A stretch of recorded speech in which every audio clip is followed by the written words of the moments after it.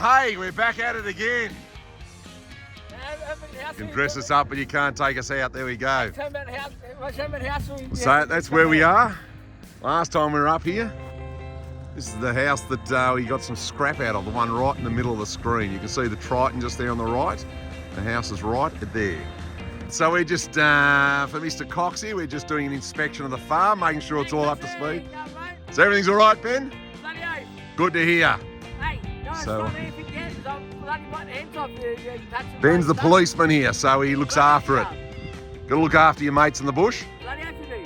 All right, out of Hay, we're heading toward Bourke, and you can see how busy the road is. So we're on a sort of a back road here. I'm going to spin around. There's Ben and Joy wandering around. We've hit a bit of dirt and grime and that on the drive up to Hay. Swags on the roof, so we're looking pretty tough, mind you. Welcome to the Back of Bourke Museum. We're going to have a wander through here today, so we are in Bourke. We're going to have a wander through here and then we're going to head up towards Lightning Ridge. There's a couple of little things we want to do here. One of them is this museum here. We're going to see there is a paddle steamer or a boat that you can get on as well. So we're going to see if we can do that this morning and then scoot off to Lightning Ridge. So this is a wall of white settlers or white explorers. We've even got the amazing big tree here that Burke and Wills didn't come back from.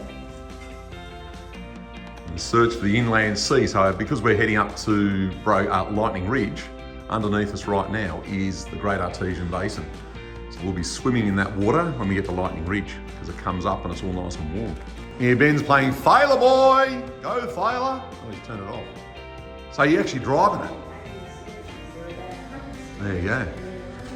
So the Jandra is not going at the moment, it's actually in getting some repairs, so we can't go on that today, but this is the next best thing, I suppose. So this is Brake Morant. He used to go around this area here, and it's, I just read one little thing. Harry used to ride with books of romantic English poetry in his saddlebags. The verses he penned carelessly for the bulletin told tales of lost loves and gallops. And there you go, horses at war, so they had lots of horses here. It's the sad part, all horses have died. And there's bush rangers out here, Captain Starlight. This is out the back of the Back of Bourke Museum. So we're out the back of the Back of Bourke. There you go, you can't get much more back than this. There's Joy, she's just chilling. Ben's hand sanitising his cut finger. So he wants to sting a bit more. This is us, we've left Bourke. We've gone through Brewarrina and we're heading towards Lightning Ridge. This is how busy the road is. It's peak hour too. So if I spin around here, so that's south, we're heading up north. And you can see how busy the road is up there as well. Here we are, the amazing bottle house. So made out of bottles. Pretty clever. And Ben's being a real tourist taking photos. Japanese tourist, we call him. So now we are inside the bottle house. So Ben's going right into it, into the heartbeat of the bottle house. Look at all the heap of bottles just here. Shock's done a maze horror, and the house is made out of bottles. What is it? Oh, a message in a bottle. All the different types of bottles. And you got snakes? All the reptiles in the bottles. Oh, centipede, yeah. We got snakes. There's a king brown just here. That's a king brown. Mm-hmm. Oh yeah, look at them. There's a rat. Kangaroo. Just here. This one. Baby red nape snake. This one. That's a wasp. Centipedes. A few different things there. Here we are, the Opal Cave. So we're about to emerge or jump in that, have a look around. And it's been here for many, many years, so it'd be good to get back in there and see what it's like again. All right, John Murray Art Gallery, here we are. We've just been in, you can't take photos, so this is the best you get. He's got some pretty awesome art in there though. Right inside Amigo's castle. We've given Joy a bit of a rest. She's just chilling out in the car. This guy Amigo, an Italian, came out here 1972, and he built all these. Went to Gippsland first, saw some opals. He said, where's the opals from? They said, Lightning Ridge. So he came up here and built this castle. Pretty impressive. got the rocks from the Castlereagh highway, which is the one we came in on when they were building that. A lot of work. So we're up at Lunatic Hill and there's an open cut mine. Obviously opals again. Not too many people working there though. We're gonna go and have a look at the mine, past the chooks. Even Joy's coming in, but she doesn't have to wear a hard hat, which is good. So in the mine here, we're a bit of a wander around. We've just got a bit of video on how they do their mining and then climb up and out and go and see what's up on the surface. So we're going through, wander through the cactus garden. So there's over 2,000 types of cactus in the garden here. Some have come here sort of pre-grown. Others are actually grown here on site. An interesting fact with cactus, apparently they're all from the Americas. So there's nothing actually in Australia. These ones are all from the Americas. So I've got Bolivia, Brazil, Mexico, lots of different areas. It's the sunset viewing area just here, or Lover's Lane of Lightning Ridge they call it.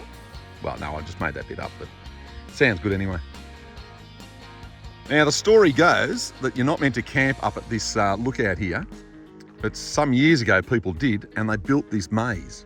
So they built it all out of rocks. It took them about 6 hours apparently. So pretty clever. And now the locals have just sort of kept it. So as Ben's opted to chill out in the car while I have a look at the lookout here.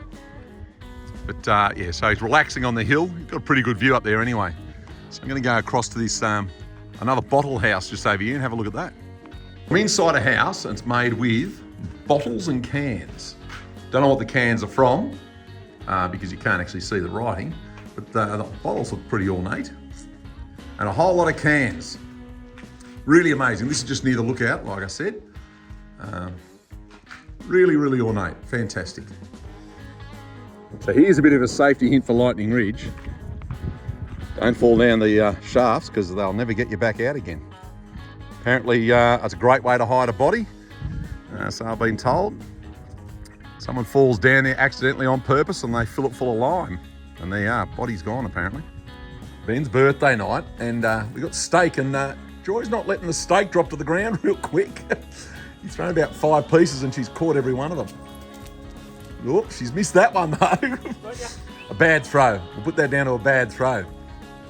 There's no flies on this dog, I can tell you.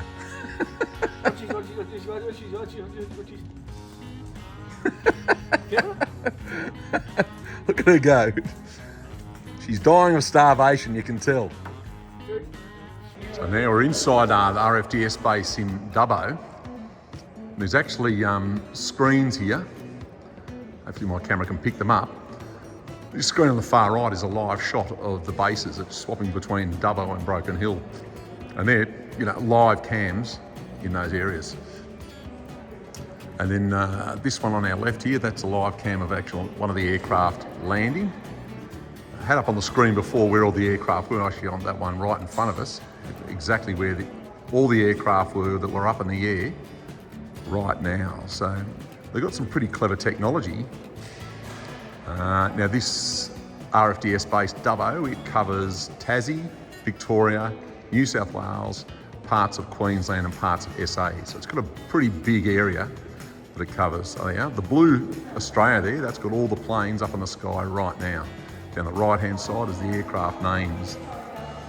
This section here is the history of the RFDS, where John Flynn first initiated it with his idea and everything else, right through to, not quite today, but 2012. And circular thing here is there's a sounding thing, so you can actually pick up the sound and press on a button that these people tell you of their story. This is inside the de Havilland, and so you had to be pretty small to fit in here.